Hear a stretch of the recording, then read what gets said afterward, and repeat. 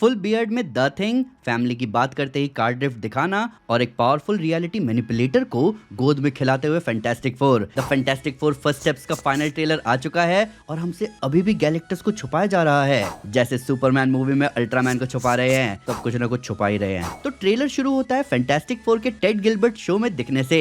ऐसा दूसरे ट्रेलर में भी हमें दिखाया गया था, पर यहाँ दिखाया जा रहा है कि कैसे पावर रेंजर्स की तरह फैंटास्टिक फोर के रिस्ट बैंड में अलर्ट आता है और हमारे हीरोज निकल जाते हैं दुनिया को बचाने। अभी अलर्ट वाला शॉट कहीं ना कहीं हमें बता रहा है कि मूवी में एक्शन का स्टाइल कैसा रहने वाला है। यहाँ तक कि यहाँ टीम के हर एक मेंबर का इंट्रोडक्शन भी थोड़ा पुराने जमाने के स्टाइल में हो रहा है, जिसका सेंस भी बनता है क्योंकि मूवी के इवेंट्स अल्टरनेट अर्थ के 1960s में हो रहे हैं। तो ये अलर्ट शायद इस बर्बादी का है जहां हम इनविजिबल वुमन सूजन स्टॉर्म को ब्रिज बचाते हुए देख सकते हैं। यहाँ मिस्टर फैंटास्टिक जंप करके आया है और जॉनी उड़ के आगे निकल गया लड़कियों को इम्प्रेस करते हुए। इसीलिए लोग यहाँ चीयर कर रहे हैं फैंटास्टिक फोर के लिए, क्योंकि एक बार फिर से उनके हीरोज ने उन्हें बचा लिया। अब यही ट्रेलर का अगला हिस्सा आता है जहाँ द थिंग यानी बेन ग्रिम सड़क पर जा रहा है। ये सीन भी कंटिन्यूएशन में है पिछले ट्रेलर के, जहां बेन बच्चों के लिए गाड़ी उठा लेता है। अब यहाँ आगे बेन से एक आदमी कहता है कुछ कहने को, पर बेन ऐसा नहीं कहता, जहां वो आदमी खुद कह देता है इट्स क्लॉबरिन टाइम। ये कॉमिक्स में बेन ग्रिम का कैच फ्रेज है। जब भी बेन किसी की पिटाई करने के लिए आगे बढ़ता है तो वो जोर से चिल्लाता है इट्स क्लॉबरिन टाइम। ये पॉप कल्चर में बहुत फेमस कैच फ्रेज है जिसे WWE रेसलर CM पंक भी बहुत यूज करते हैं। पर यहाँ बेन अपने कैच फ्रेज को यूज कर नहीं रहा। जहाँ ट्रेलर में बेन बता रहा है कि ऐसा सिर्फ कार्टून में उसके जैसा बनाया हुआ कैरेक्टर बोलता है। अब इस बात ने तो दिल तोड़ दिया, क्योंकि माइकल चिकलिस वाले बेन ग्रिम ने कैच फ्रेज बोला है और 2015 के फैंटास्टिक फोर में भी जेमी बेल के बेन ग्रिम ने डायलॉग बोला था। प्लस ऐसा लग रहा है कि जब भी लोग बेन से कह रहे हैं से द थिंग, क्या यहीं से बेन का सुपर हीरो नेम निकल कर आया है, द थिंग। पर ऐसा भी लग रहा है कि इस मूवी में हमें अंत तक तड़पाया जाएगा इस कैच फ्रेज को सुनाने के लिए। आपको याद है कैसे एवेंजर्स मूवी में कैप्टन अमेरिका एवेंजर्स असेंबल कभी बोलते ही नहीं थे, और जब उन्होंने आखिरकार एंड गेम में अपना कैच फ्रेज बोला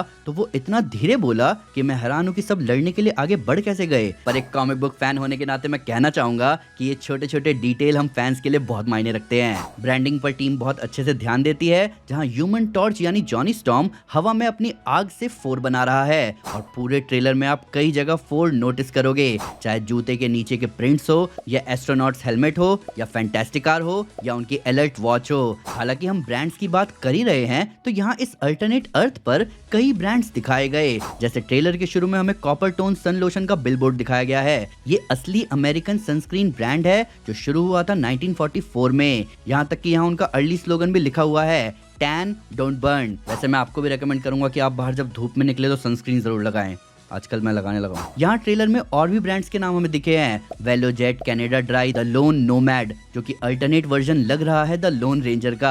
यहाँ टाइम स्क्वायर वाली लोकेशन में ही जॉनी स्टॉर्म के बगल में शो लगा है जिसका नाम है अटैक ऑफ द फंगस, जो कि कई फैंस समझ रहे थे कि लास्ट ऑफ अस का रेफरेंस है, जिसमें यहाँ मिस्टर फैंटास्टिक का रोल प्ले करने वाले पेड्रो पास्कल है। पर ये रेफरेंस है attack of the mushroom people का, जो कि 60s में आई एक जापानीज हॉरर फिल्म है। हालांकि इस शॉट में हमें बेन ग्रिम के ऊपर वही शिप दिख रही है जो हमें थंडरबोल्ट्स के पोस्ट क्रेडिट सीन में दिखी थी। अब ये तो थी हल्की बातें, अब बात करते हैं सिल्वर सर्फर की आइकॉनिक एंट्री की। तो हम देख रहे हैं सिल्वर सर्फर को मीटियोर्स के साथ अर्थ पर आते हुए। ये नजारा बहुत ज्यादा कॉमिक एक्यूरेट है। फैंटास्टिक फोर इशू 48 में सिल्वर सर्फर ऐसे ही अर्थ पर आता है, बस उसका जेंडर कुछ और होता है। हालांकि ये नजारा बहुत कूल है, और उससे भी ज्यादा कूल है जूलिया गार्नर की सिल्वर सर्फर का dialogue, I herald his beginning, I herald your end, I herald Galactus. भाई गूज़बम्प्स आ गए। हेरल्ड का मतलब होता है कोई ऐसा जो किसी के आने की इंफॉर्मेशन दे। सिल्वर सर्फर गैलेक्टस की हेराल्ड है जो कि अर्थ के लोगों को सूचना दे रही है गैलेक्टस के आने की। वैसे कॉमिक्स में सिल्वर सर्फर कुछ और ही करता है, वो अर्थ पर आकर गैलेक्टस को सिग्नल भेजता है कि उसके लिए खाना मिल गया।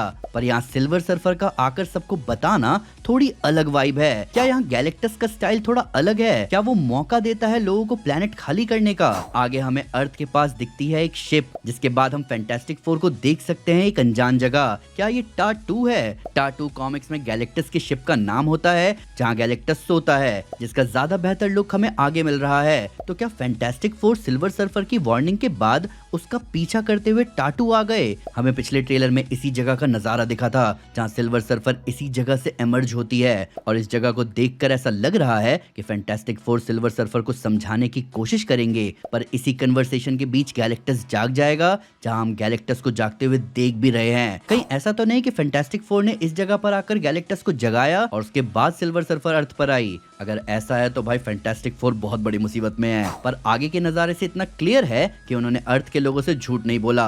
आगे हम सूजन को उसके और रीड के बेटे फ्रैंकलिन के साथ आगे जाते हुए देखते हैं, जहां बैकग्राउंड में रीड कह रहा है कि the clock is ticking and we have to find a solution. इस सोल्यूशन का प्रॉब्लम गैलेक्टस ही लग रहा है। जहां रीड के बोर्ड को देखकर ऐसा लग रहा है कि उसने कुछ तरीके तो ढूंढने की कोशिश करी पर उसे कुछ मिला नहीं। पर रीड अपने बेटे फ्रैंकलिन को देखते हुए बोल रहा है कि हम सब सही कर देंगे, यानी कि गड़बड़ शायद फैंटास्टिक फोर से ही हुई है। यहाँ आगे बेन किसी को क्रश करने के आइडिया को डिस्कस कर रहा है। अब क्या यहाँ सूजन की पावर्स की बात हो रही है? सूजन अपनी पावर से किसी को क्रश कर सकती है, पर क्या चांसेस है कि गैलेक्टस उससे क्रश हो जाएगा? पर जो भी आइडिया निकाला है फैंटास्टिक फोर ने, उसके हिसाब से रीड कॉन्फिडेंटली आगे कह रहा है कि वो अर्थ के लोगों को बचाएगा। और यहीं हम हर्बी को फिस्ट बम्प देते हुए और बेन को फैंटास्टिक कार उड़ाते हुए देख सकते हैं, जहां वो लोग सामने आ गए हैं गैलेक्टस के। क्या आपने नोटिस किया कि हमें जितने भी ट्रेलर टीजर दिखे हैं उनमें एक भी बार गैलेक्टस का कंप्लीट लुक हमें नहीं दिखाया गया है? पहले टीजर ट्रेलर में सिर्फ उसके सर के पीछे का हिस्सा दिखाया गया, दूसरे ट्रेलर में उसके पैर, और अभी इस ट्रेलर में भी बस उसके पैर और सर के पीछे का हिस्सा दिखाया है। मार्वल गैलेक्टस के पूरे लुक को मूवी के लिए बचा रहा है, जो कि अच्छी बात है। प्लस हम कितना भी इस मूवी के ट्रेलर से इसके प्लॉट को समझने की कोशिश कर लें, इसका पूरा आइडिया हमें मूवी में ही पता चलेगा, जो कि अच्छी बात है। ऐसे टीजर ट्रेलर मुझे अच्छे लगते हैं जो कि हाइप भी बना के रखते हैं और प्लॉट के बारे में ज्यादा आइडिया भी नहीं देते, बस मूवी बढ़िया निकलनी चाहिए। इन मामलों में सुपरमैन के टीजर ट्रेलर ने भी बहुत अच्छा काम किया है। आगे हमें सूजन और रीड दिखते हैं अपने बेटे फ्रैंकलिन के साथ। हमें आगे एक जगह क्लियर लुक भी मिल रहा है फ्रैंकलिन रिचर्ड्स का, एक ओमेगा लेवल रियलिटी मैनिपुलेटर, जिसके बारे में शायद उसके पेरेंट्स नहीं जानते। अब मुझे नहीं पता कि मूवी में फ्रैंकलिन रिचर्ड्स का कोई मेजर रोल है कि नहीं, पर मैं इतना चाहूंगा कि उसका कुछ ना कुछ रोल हो और हमें उसकी पावर्स की कुछ झलक जरूर दिखे।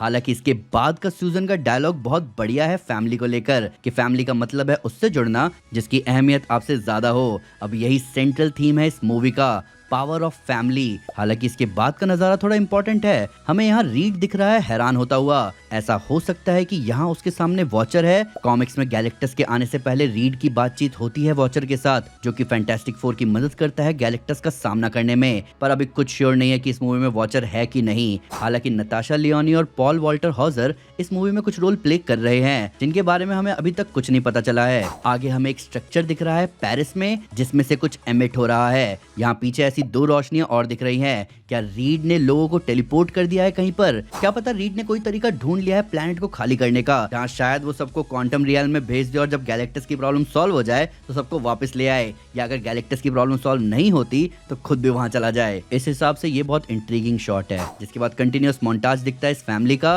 पर इसके बाद आता है असली awesome moment Ben Grimm full दाढ़ी के साथ। अब ऐसा कैसे हो सकता है? क्या यहाँ कोई टाइम जंप है? हालांकि अगर यहाँ बेन ने इट्स क्लॉबरिन टाइम नहीं बोला तो व्यवहार खराब हो जाएगा। पर वापस आए बियर्ड पर तो गैलेक्टस से भिड़ते हुए बेन की बियर्ड होगी। ये हमें आगे के शॉट में भी दिख रहा है, जहां पूरी टीम आगे बढ़ रही है, प्लस बेन के पिलर तोड़ते हुए भी ये नजारा है। ऐसा क्या हुआ है सिल्वर सर्फर के आने और गैलेक्टस से भिड़ने के बीच में जो बेन की इतनी दाढ़ी आ गई? क्या ये टाइम जंप का ही केस है? हालांकि इतना समझ आ रहा है कि फैंटास्टिक फोर गैलेक्टस को टक्कर जरूर देंगे।